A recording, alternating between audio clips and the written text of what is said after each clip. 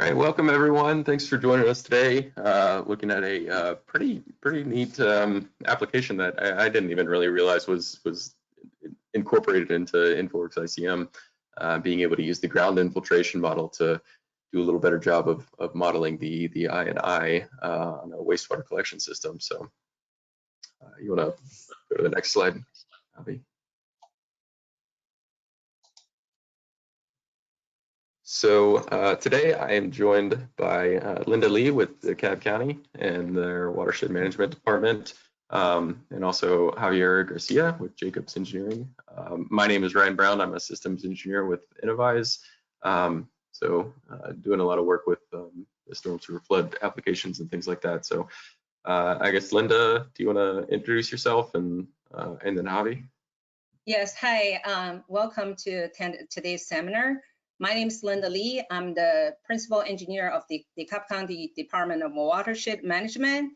I'm leading the modeling efforts in DeKalb, and also I want to introduce Javier. He's the modeling lead for Jacob's consent decree project management team, and he's just for DeKalb County's modeling efforts. And also here I want to express my great appreciation to the upper management of the DeKalb County Watershed Management, also the consent decree project management team of Jacob for their leaders to support our presentation today. Yeah, and we certainly appreciate you guys being here and being able to share your story. So I guess we'll go into the next one just to kind of explain the process of how this works. If you haven't been on one of these, we have been doing these for a while, but it's always worth having a refresher. It's a pretty simple concept where we're really trying to be engaging throughout the entire presentation, and I'll be monitoring the questions and looking for them, but it's as simple as just typing them into the box. We'll get them. We're the only ones that see them, so please feel free to ask any and all questions. We do have some upcoming more water talks. So next week, we're inviting DeKalb County back. I forgot who, I think a little fewer different people are involved with that one, but using Info Asset Planner for some things they're doing down there, as well as it's a new time at 1 o'clock Eastern, 10 a.m. Pacific, but looking at the new infrastructure bill that's going through Congress right now and being hashed out, but looking at some of the asset management stuff around that. So with that, I'll hand it over to, I think Linda's going to start off first, but yes, do I have it control now? Yeah, I think Javi's working on it. No, okay, so if I cannot control, so I can control it. Let me see. Test it out. Can you try it? Yeah. Okay, there you go. Oh yeah. Okay. Great. Thank you. Sorry, I apologize. I cannot show my face because the technical difficulty. This is my first time as an organizer using this software. So I think it's better because you can focus on the slide and not focus on my face, okay? So first I want to give you the outline of our topics today. It's DeKalb County and the consent decree, and also our model background, and also the January groundwater infiltration module calibration method. And after that, I would talk about partial scale and full scale groundwater infiltration module used for DeKalb County's dynamic model calibration. And then we go to the comparison of some examples for meters data for partial scale and full scale calibration, partial scale groundwater infiltration module calibration results. And then we will give you the conclusion. Oh, not working. Next page. Sorry. Okay, here you go. So next is background page. Here, oops, too far. Go back to the next page. Yeah, okay. DeKalb County consent decree is under consent decree and also require hydraulic model completed by 2017. I think this one, sorry, I think this panel blocked my view. That's okay. So DeKalb County is we have a large sewer collection system, include more than 68,000 manholes and close to 2,600 miles of pipe. DeKalb model includes like 7 sewer shed or basin models based on the outfalls. So we have total 250 meters cover the entire system, and also we have around like 40 ring gauges to cover entire system for this dynamic model.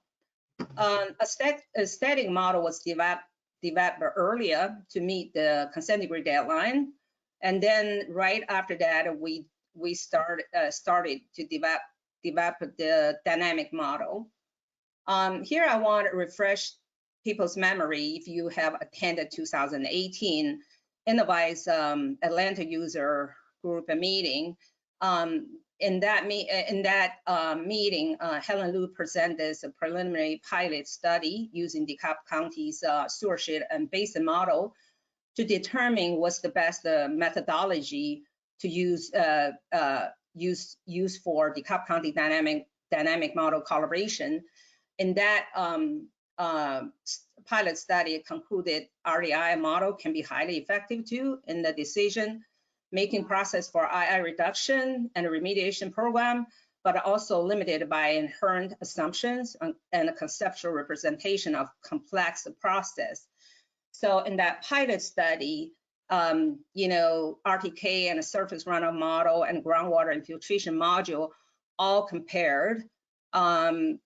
And then groundwater infiltration module shows the best results to simulate inter-event impact due to antecedent moisture conditions or highly attenuated response to rainfall, which is our DeKalb County situation.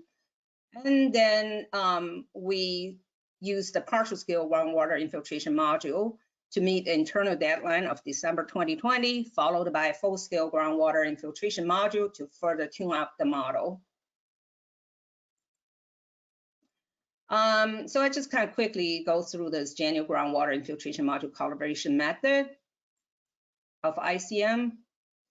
First, I want to give you the idea of this DeKalb County dynamic model is a combined solute model solution, which include hydrological and surface runoff models with fixed percentage runoff value model plus volume for routing model and groundwater infiltration module. So it's a better solution to address extended wet weather flow hydrograph related to antecedent moisture conditions, and also is a unique spin on existing InfoWorks ICM groundwater infiltration module solution. So that's why the topic here today, we're talking about partial and full-scale groundwater module used for DeKalb. Yeah, this is a graph showing on Innovyze website. You can visit the Innovyze website for this, and you can see the runoff module is used to model the fast and the medium response in this hydrograph. So groundwater infiltration module focus on the limitation of existing overland runoff model on slow response simulations.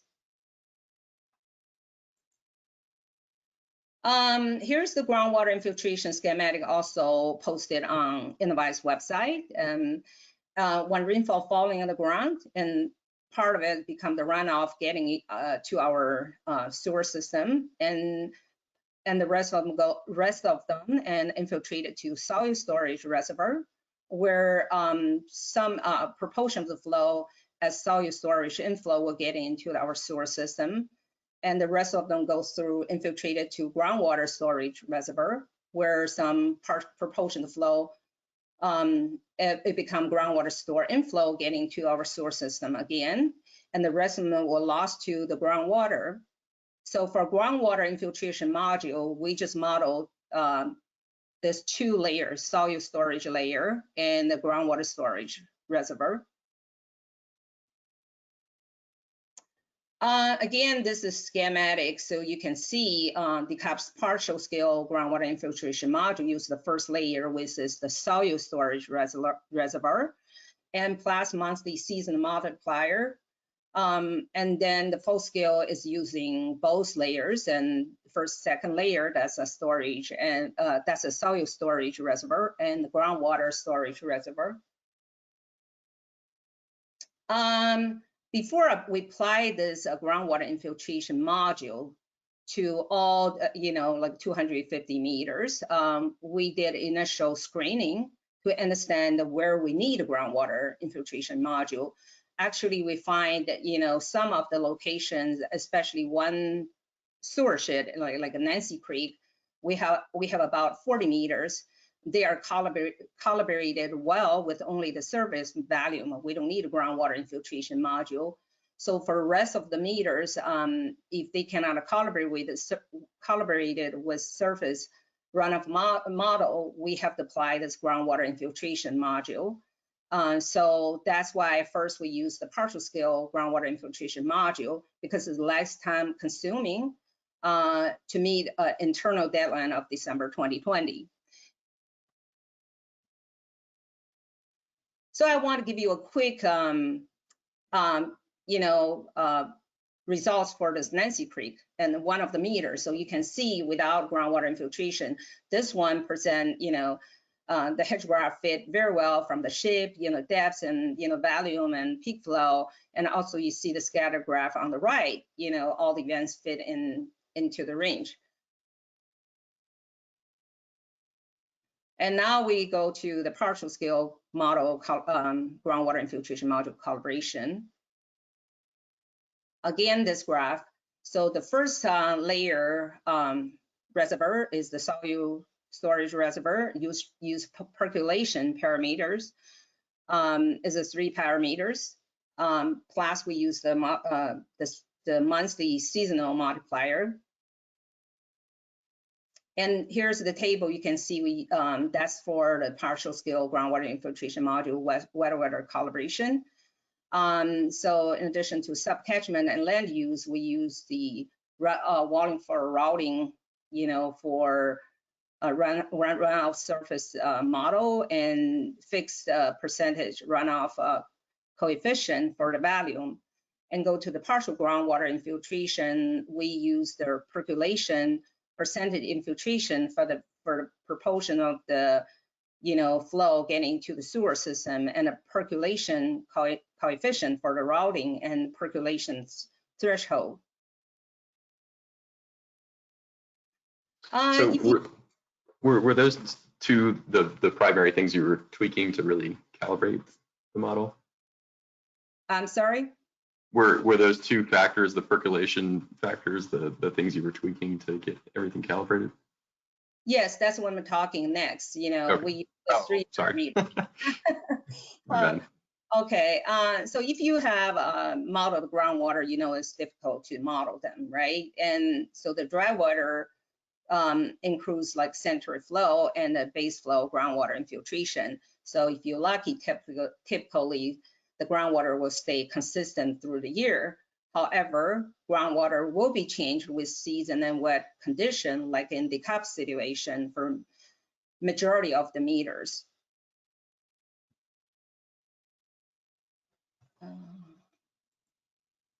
Okay, here, oops, why go backwards? Next page. Okay, here's the example for one of our meters. South Fork 23 is a sewer shed. As you can see, the average daily dry water flow during the dry weather months in September, October, they are pretty low. But after November and December with some storm events, and the base flow is elevated to almost double the value than in the dry weather months.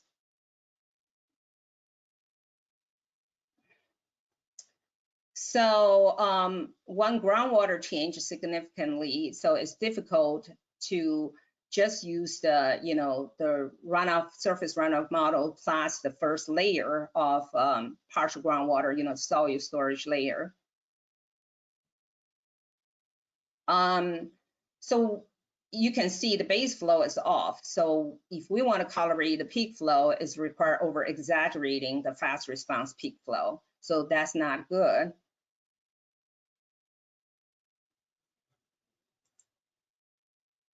Okay. So we have to use this temporary solution, monthly multiplier. So once we use this monthly multiplier, entire month is set. I cannot count changes throughout the months. If you can see this graph, the pattern works at the beginning of the month in December, and pattern become too low at the end of the month. Also, we must set after looking the flow meter data to get this monthly multiplier. We cannot use that for forecast. Therefore, additional future data has to be collected for future validation. So I just want to summarize this calibration. We only use this partial scale groundwater infiltration module for meter that could not be calibrated with only surface runoff model because the intensive groundwater infiltration. And we only use the 3 parameters for our first layer reservoir. So then we use the monthly seasonal multiplier. So with proper calibration of the 3 parameters plus this monthly seasonal multiplier, the slow response of the RDII could be calibrated. Next, I want to present you some examples, like we'll randomly pour 3 meters data to show here. So first we'll present you the partial scale calibration results, and then later Javier will present the full scale, and then he will present the comparison between the partial and the full scale. First is the meter South Fork 23. This is the partial with monthly multiplier. You can see for volume, half of the events, the model, the volume, and below, then observe the volume and the peak flow. They have 2-3 events are, kind of falling out of the range. And the next page, you can see the hydrograph, the same thing. So during the early months and dry weather conditions, they match pretty well. And go to the wet season in December. In the bottom, you can see the 3 events in December where under predicted volume and also the peak flow. So next meter is meter 42. This one calibrated pretty well with the partial and the multiplier. And you can see, except those events with dark circle, those are the events with some data quality issues. Other events all fit in the range. So you can see the hydrograph too, except those gray highlight events, all the events that fit very well with the flow, peak flow, volume, and peak depths, and even also the shape. So next is like 48, South Fork Petrie meter 48, and this one, same thing, except the unqualified, the data issue. Most events fit very well for volume and peak flow, but the depth is like the model depth is far below the observed depths. But if you can see that the calibration is okay, but we care about peak depth because in DeKalb we need to know the surcharge conditions. We need to make that. We want a little bit over predicting than under predicting, so to prevent our SSOs. So finally, I want to summarize this temporary solution, partial scale groundwater infiltration model, and with monthly multiplier. So with only partial scale groundwater infiltration module, it's difficult to count the increased base flow after wet season. So we have to use this monthly multiplier to account the seasonal variation in groundwater. However, it's not dynamic. We have to get flow meter data first and then get this multiplier. So you have to carefully use this approach. So next step is to add additional groundwater infiltration module parameter to better present both, to present and to replace the slow response and replace the monthly multiplier. So I'll pass this to Javi to give you the presentation. So Javier, do you want to grab the control?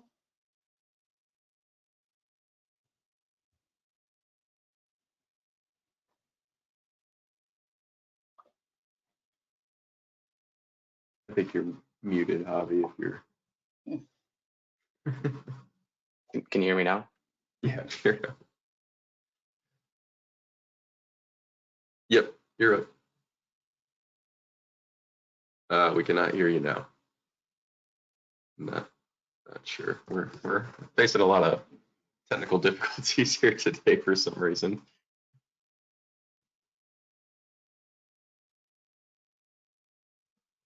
You look like you're on.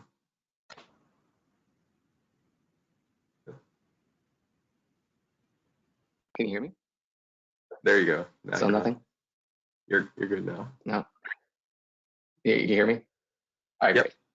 great. So are there any questions? Yeah, so there was some good ones so that came in, and I don't know if you'll get to them in a little more detail because this is the full scale, and it sounds like you're bringing in some more parameters, and maybe it's something to address as you go on. But what were some of the more sensitive parameters within the ground infiltration model that impacted the calibration? And then what kind of things were you really looking at in terms of making sure, saying whether it's a good calibration or not? What kind of metric were you looking at? Of course, comparing the observed to the modeled, but how well did those have to match up before you called it good? And so I can start with that one. Let's see. Go back to one of these. So just in terms of what's considered good, we have some a calibration criteria for volume, peak flow, and depth. So volume, we were trying to stay within positive over 20% or within negative 10% of the observed volume. Peak flow was minus 15% to 25%. And then our peak depths, we tried to be within less than half a foot below or 1.5 feet above. So that was just based off the number, and then we also looked at hydrograph shape just to make sure our timing was on, our peaks were within. Yeah, just kind of a visual cue. Yeah. So yeah, as far as when we thought something was good, that's what we were trying to go by. Then in terms of what was most sensitive, I think it depends on the meter. And I'm going to go through more parameters later, but I think I can just go ahead and I think volume definitely.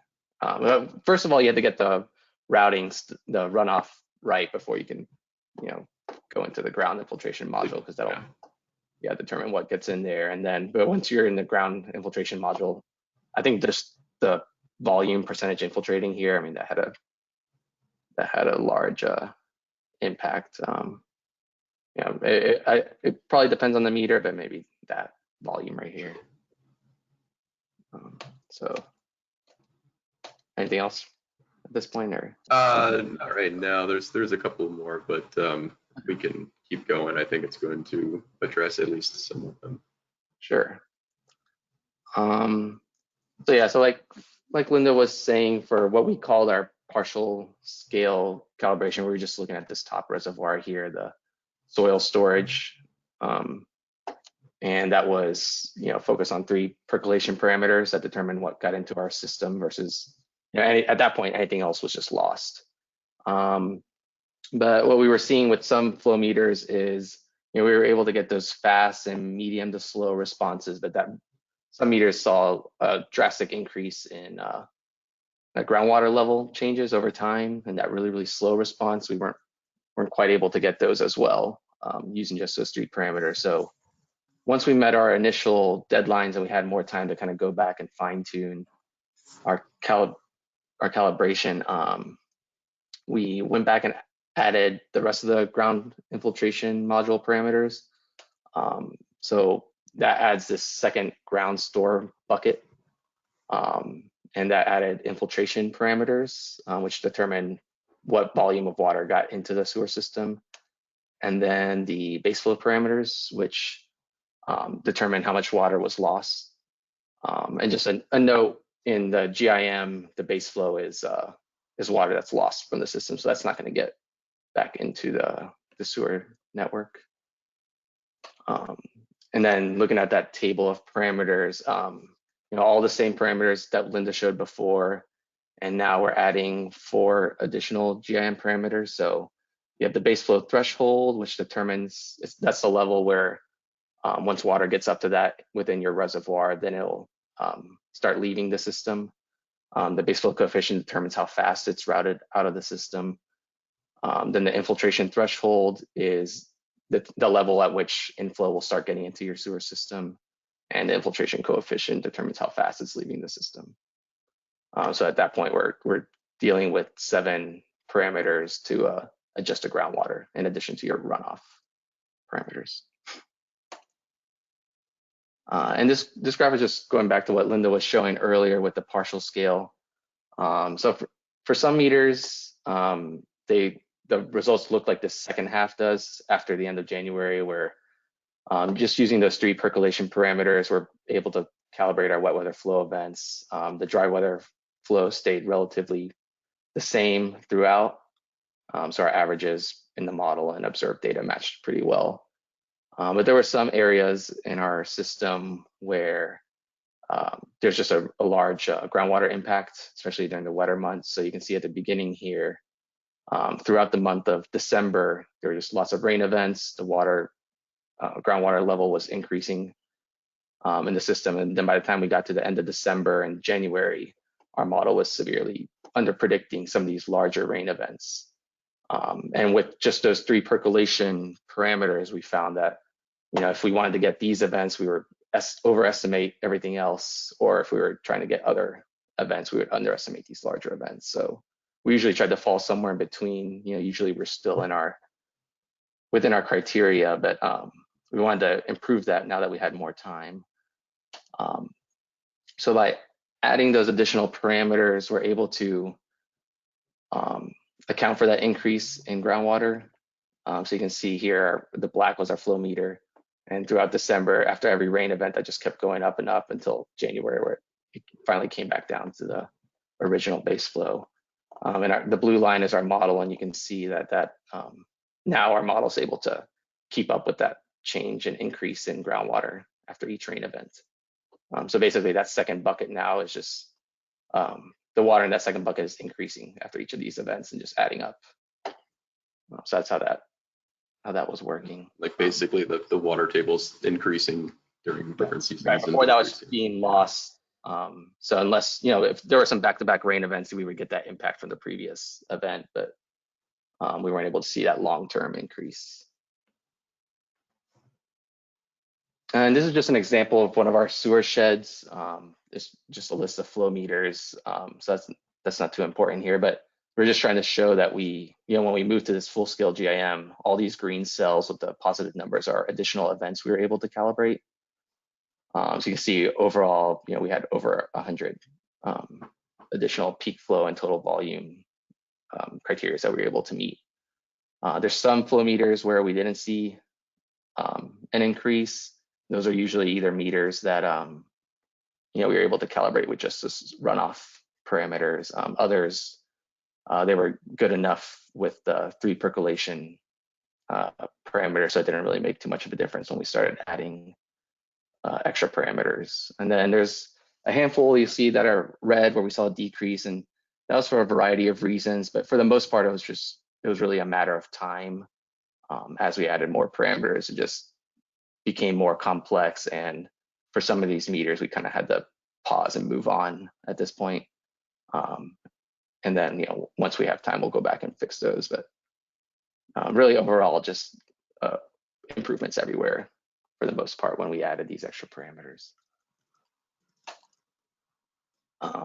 So just summarizing that, what we call the full scale, which is just using all those GIM parameters. It took more time, so we had to meet our initial deadlines first, but it did allow us to account for that increase in groundwater throughout the different months and seasons, instead of relying on monthly multipliers to bump up our base flow during those wetter months. It did add a lot of extra parameters and complexity to our model. So time and resources are something you have to think about when you're making your model more complex. But it did give us better results in general, so it's recommended. And then just some of these are the same meters that Linda went over earlier. I'll go through a comparison of partial and full scale side by side after this, but you can see here, we're meeting our criteria for all these meters for most events. But the main thing I wanted to show here is on this time series, you can just see that, throughout December, as it's getting wetter and wetter, we're keeping up, and that groundwater is increasing in our model. You can see our hydrographs here are matching pretty well for most events. This flow meter, again, we had good results with our full scale GIM calibration. And again, the wetter December month, our dry water flow between the rain events was matching well. And these are the hydrographs for that meter. And then this one, we just wanted to show an example that kind of, again, emphasized the difficulty that we had calibrating with all those extra parameters. It takes longer. So while eventually we will be able to match these, this is just a meter where at some point we were just spending too much time on, so we had to move on. And you can see right now we're currently, on the conservative side and overestimating peak, but with partial scale, it's much easier to meet our criteria with some of these just because we have fewer parameters to work with. And here are the hydrographs for that meter. So just putting these side by side real quick so you can kind of see that improvement. Here, when we zoom into this December month, you can see the green line is our partial scale with only the 3 percolation parameters. And while the dry weather flow matched pretty well at the beginning of the month, as we go further and further into the month, that calibration fell. It was starting to underestimate all of our events. Whereas once we added those additional parameters, we're able to match the observed results a lot better. And here you can see where we're underestimating those larger events and with only the 3 parameters, and now we're able to match most of them.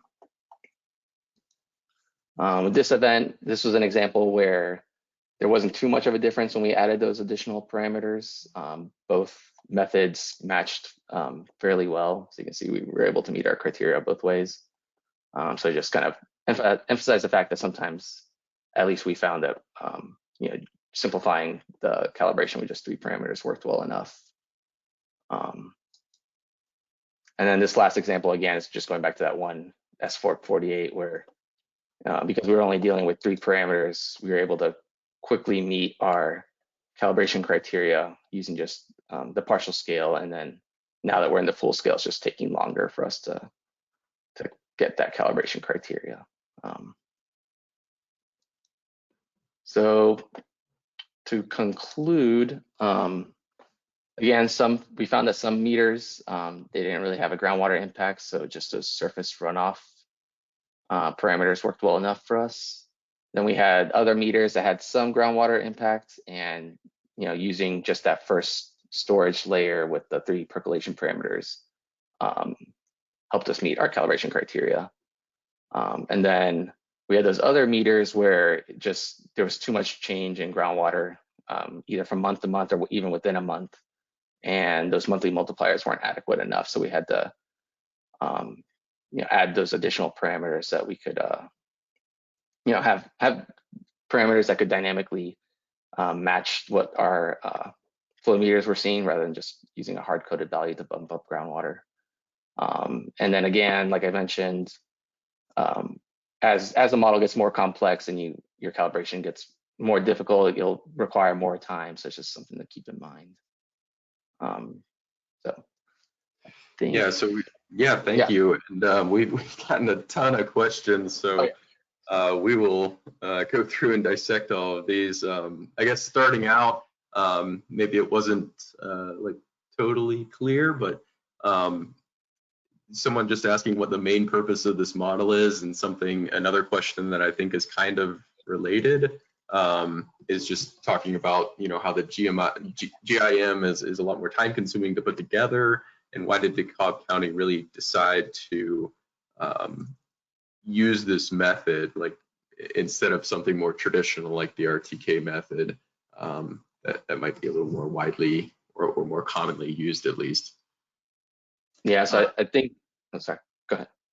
Oh, sorry, I want to say first, because I think I presented earlier, we have this 2018 Innovyze Atlanta user meeting, and Helen Liu present that, you know, study, and based on that pilot study, we find out that, you know, the current solution is the best solution to fit DeKalb County's sewer shed and the conditions. So Javier, you want to add anything? No, yeah, I mean, as far as why we went with that, yeah, I think just we looked at different methods, like she said, in the pilot study, and just based off the results we saw, I think everyone at the CAB decided that we could better represent the system with that, the GIM. Right, so just really a more complex analysis of being able to evaluate the INI, probably a little more physically based than something like the RTK method, which is really just percentages and timing and things like that. Yeah. And like we showed, we could do something in between at first until we could really get back and see what that real benefit is in the full model calibration. Yeah. That was definitely very interesting. Another question about modeling the initial abstraction and what method you guys used. If I remember right, looking through the slides, it seemed like you had used a fixed percentage runoff. Is that right? Yeah. So try to get to it, but yeah. Yeah, I don't know if there's maybe a little bit confusion about what the initial abstraction is, but it's essentially what is infiltrating into the soil versus what's just simply running off. So it can include depressions within the catchment. It can include the infiltration component and all those kinds of things. So yeah, so we use the initial loss value here, and so yeah, that takes care of those depressions. And then we, I guess we're not showing it here, but we had an evaporation parameter as well. Okay, because that was another question about whether you guys were using evapotranspiration factors. So that'll, you know, we'll lose some flow here, and then within the soil store, we also lose some water there to evapotranspiration. Gotcha. Yeah, great. Another one about is this a sanitary system or is this a combined system? Yes. Actually, yeah, we probably should have started with that. Sanitary. No, it's fine. I mean, it gets easy to get into the weeds on this kind of stuff and not think about it. One, I think maybe just need some clarification from something you said earlier about the type of meter. How does that have an impact on the model calibration? I don't know if you meant just where it's located, and because of where it's located, it's going to have different. Yeah, that's right. Not the type of meter, but location, upstream or downstream, or just the area that it's around, if there's a lot of groundwater infiltration or not. Yeah, if there's going to be different, you know, INI factors and different INI amounts in different parts of the sewer shed. We got one here about, I guess, what did the process look like for calibrating these parameters within ICM, where you're just doing a lot of manual types of tweaking and changes to these parameters, and then just seeing whatever lined up the best, or are you using any kind of iExchange license or Ruby scripting or SQL scripting to help maybe automate and guide you to the right answer? Yeah, for some of the flow meters, we tried using some scripting to automate, at least get us started, especially when we were just doing, when we were looking at our runoff and the partial, and that kind of just got us started, but the rest of it was manual. We just basically worked our way down. You know, we tried to get our runoff right, and then, you know, move our way down until we had everything where we wanted it to be. Yeah, tackle one we thing. tried to use automation where we could at one point, but eventually we just finished everything manually. Sure. Yeah. This is a bit of a long question, so I'm just gonna read it verbatim. So hopefully it Makes sense. Do you have to have runoff areas set greater than 0 to get the GIM to simulate infiltration? I typically simulate wet weather by assigning a unit hydrograph with a contributing area, setting my runoff surfaces to 0. Wondering if I have to have runoff surfaces to get GIM to simulate infiltration. I've had trouble simulating with the GIM before. So let's see if I understand. So you're asking if we need a I guess areas, yeah, I guess being able to set the area so that you know how much of an area is being infiltrated. So like, yeah, I guess you have up on here the contributing area to the subcatchment. So yeah, we had a contributing area, and I mean the way I think about it is that's slowly working its way down. So I don't know if you don't have a contributing area. I'm not sure how it would get into the ground infiltration module, but maybe. Can I say something? Yeah, it's all related to the contributing area. So because you don't have a contributing area, you know, the calculation is based on a contributing area, even the groundwater infiltration module. Yeah, so yes, it does need to be in there as a component. So another good question about, and hopefully I'm interpreting this right, but is there a problem or a danger in overfitting too many of these parameters? Does it at some point, I guess, become too cumbersome to really tweak all these things and understand which ones are gonna be easier to tweak and which ones are gonna be harder, or that kind of makes sense? Yeah, I mean, well, I guess that's kind of what we were trying to figure out, is which ones mattered, and it really depended on the meter and the area. Okay. But yeah, So I don't know. Can I say something? Yeah. Yeah. Yeah, it depends on, that's why we go partial first, because we don't want to get to the full groundwater infiltration model getting too complicated and we couldn't meet the deadline. So you place so many parameters. That's why we choose the first layer, only 3 parameters to play, and with the monthly multiplier. So this is quicker and easier, less time consuming to reach our goal first. Then when we have time, we will go back to full groundwater infiltration module. Gotcha. And one that's kind of related here is, was it really difficult to calibrate to a lot of different flow and depth? Was it hard to, did you have any like conflicting between the two, where you would get really good results comparing the flows, but you would get bad results comparing the depths? Yeah, and lots of times I had to do with pipe condition that we were unaware of, or you know, we had some CCTV data that we could explore sometimes, and that would maybe explain some of that, why our depth was off, or maybe it was like a pipe size that was off. But otherwise, I mean, we found a good, I mean, if we were getting our peak in volume and all of our information was good, our depth was usually pretty good too. Okay, so there usually was maybe a place to investigate, but probably not a problem with the GIM itself. Yeah. Got a little more clarification, I think, on the initial abstraction question that we had a little bit earlier, but being able to generate the quick inflow, basically if we relate it back to what RTK is, the short RTK values, I would still imagine that's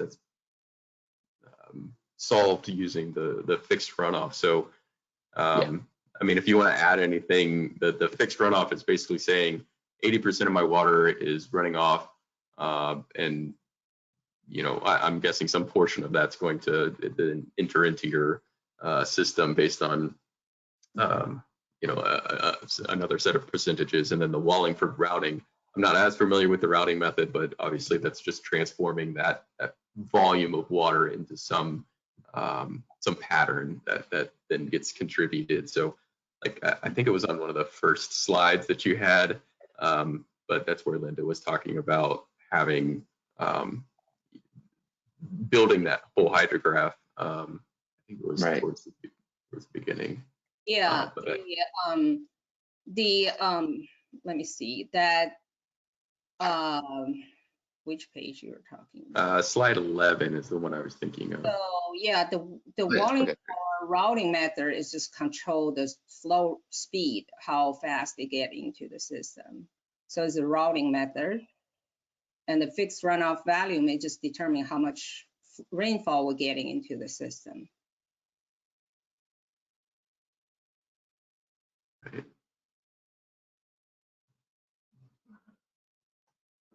Another one. Would you consider a soil store as the infiltration due to moisture content in the soil and ground store due to groundwater level getting into the pipe? The answer is yes. Yeah, I mean, that's essentially what this first bucket up here is, basically the ground, from the ground surface to your pipes, and then everything else is your groundwater level getting up and into your system. And then another one about just using the GIM with RTK. I don't see any reason why you couldn't do that. I don't know exactly why you would, unless you want to model maybe part of the basin with the RTK values and then part of it with the GIM. Some of our support staff is given me messages about just that there are limitations with the RTK compared to the GIM, and that there are plenty of people moving over to the GIM because of that. So. Mm-hmm.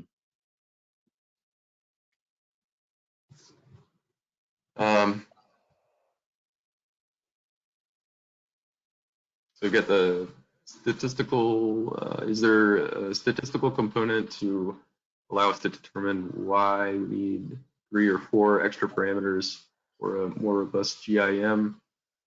Not sure what exactly that's asking. Yeah, I don't know. I guess,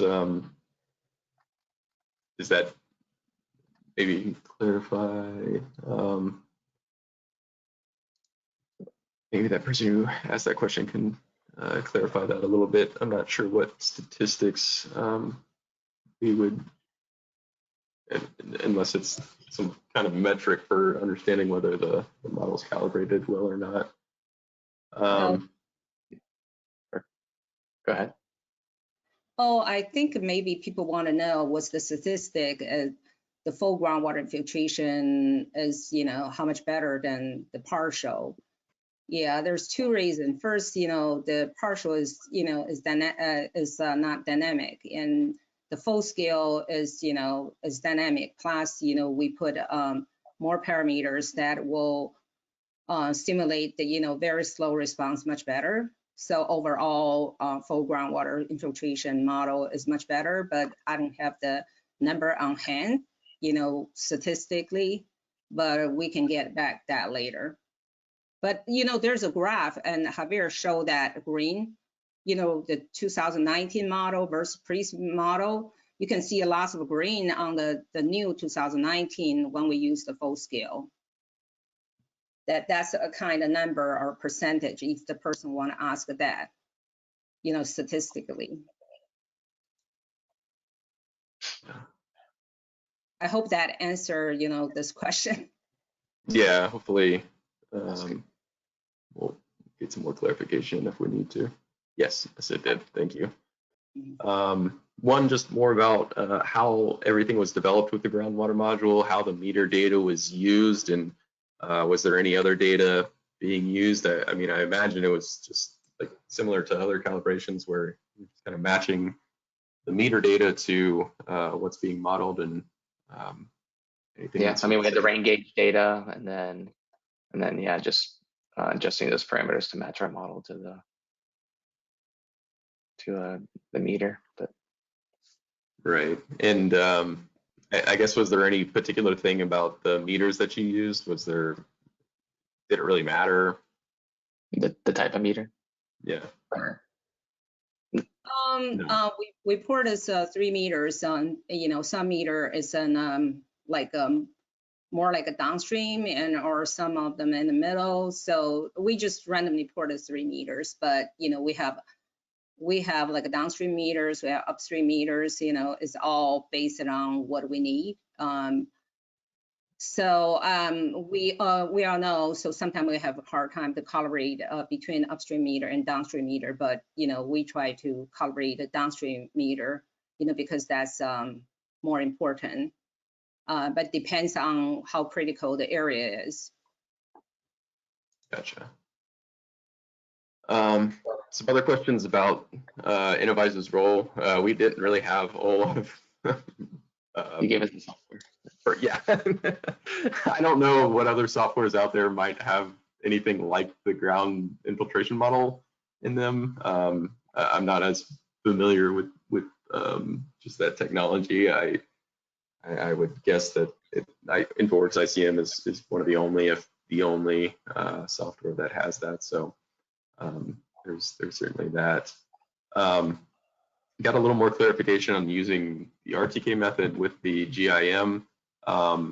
Just asking about using the RTK method instead of using a fixed runoff method. I would guess maybe we're getting more towards could you use a different type of losses method and transformation method? And I definitely think you could. Yeah, I guess if you were to include RTK, that's telling the model that I'm putting this volume of water at this point in time into my pipe versus really getting more into the stormwater side of things is understanding how much of the rainfall is going to be run off and then through things like illicit hookups, you know, maybe manholes that are in a sag or a bad location or something like that. That's what that quick response is, and there's only so much fraction of that runoff that's going to end up getting in and being a part of that inflow and infiltration. Mm-hmm. Oh, this is a good one. Did you guys do any kind of like well monitoring to get like a basis for where the groundwater store reservoir was, maybe just initially, or was there any kind of what do you guys have to do to get like a basis point for that groundwater? Yeah, all we had was just the flow monitoring data to look at, and then okay, so you just kind of operating with parameters. Yeah, so we didn't have any groundwater level to.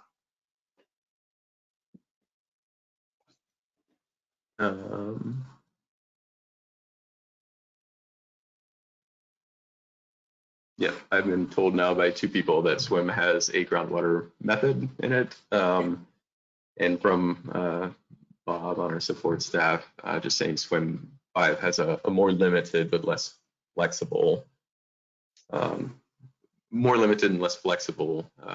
method associated with it. So all good in point.